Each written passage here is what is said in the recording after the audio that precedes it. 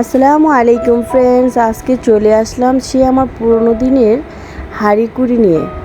তো ভাঙা কড়াই, চামচ এগুলো দিয়ে আজকে আমি একটা কাঁচামরিচের ঝাল দিয়ে রান্না করব একটা ডিমের তরকারি।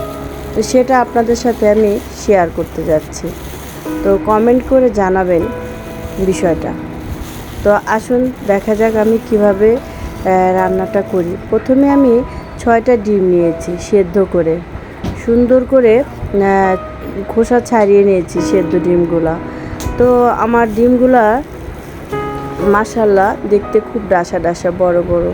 আলুগুলো কেটেছি আজকে সম্পূর্ণ অন্যরকম করে। এর মধ্যে আমি আমার সেই পুরনো কড়াইয়ের মধ্যে তেল দিয়ে দিলাম। তেলের মধ্যে আমি আমার ডিম আর তেল দিয়ে হলুদের গুঁড়া দিয়ে এটাকে আমি ভাজবো। ডিমটা একটু ভাজা ভাজা হলে ভালোই লাগে আর একটু ফ্লেভারও বের হয় ভালো। তো দেখুন আমার ডিমটা ভাজা হয়ে গিয়েছে।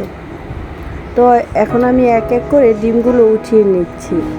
উঠিয়ে নেওয়ার পর্যন্ত আজকের ভিডিওটা একটু লংই হবে। উঠিয়ে নেওয়া পর্যন্ত অপেক্ষা করতে হবে। আস্তে আস্তে করে আমি রান্নাটা করছি। তো এর মধ্যে এই যে দেখেন আমার পুরনো সেই চামচ আর কড়াইটা, খুরচুন, এটাকে বলে লোহার খুরচুন। তো এই খুরচুনার এটা আমার অনেক স্মৃতি এর সাথে জড়িয়ে আছে।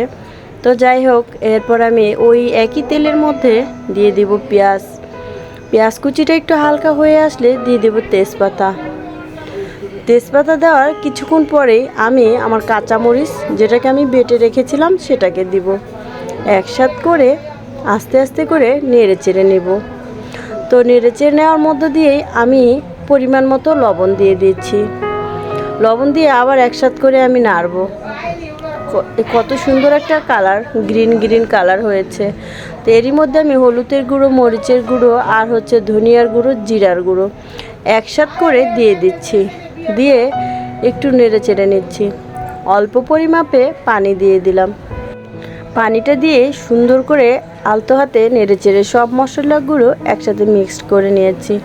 একটু হালকা তেলের উপরে চলে আসলেই আমি দিয়ে দেবো সে আমার এলোপাথারি করে কাটানা, একটু লম্বা লম্বা করে কেটেছি সেই আলুগুলো দিয়ে ভালো করে কষিয়ে নেব। কষানোটা যত সুন্দর হবে তত আমার রান্নাটাও সুন্দর হবে। তো দেখুন কিভাবে আমি আলুটা কষাচ্ছি। তো এই কষাইতে দিয়ে এর মধ্যে দিয়ে আমার একটা কথা মনে হয়ে গিয়েছে।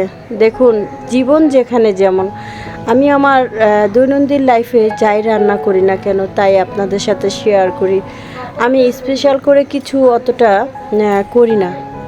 তাই আপনারা অনেকেই মনে করতে পারেন যে রেগুলারলি প্রায় কাছাকাছি সেম টু সেম খাবার। তো আসলেই তাই, কাছাকাছি খাবার বা রেসিপি থাকে আমার। তো কি করব আর বলেন, স্পেশালিটি করার মতো ওরকম সময়, টাইম টেবিল আমার হাতে ওরকম একটা নেই। তারপরও আপনাদের সাথে ভিডিও দেব বলে শেয়ার করি। তো দেখুন আলুটা সুন্দর করে কষিয়ে নিয়েছি। আলুটা একটু সেদ্ধ হয়ে গিয়েছে।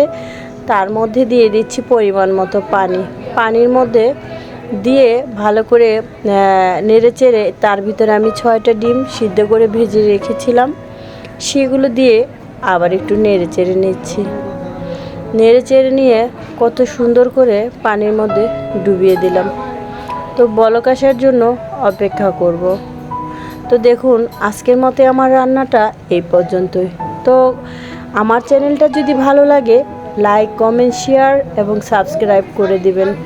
আমার পাশে থাকবেন আশা করি। তো ফের কখনো ফিরে আসব নতুন কোনো একটা রেসিপি নিয়ে। আমার জন্য দোয়া করবেন। আসসালামু আলাইকুম।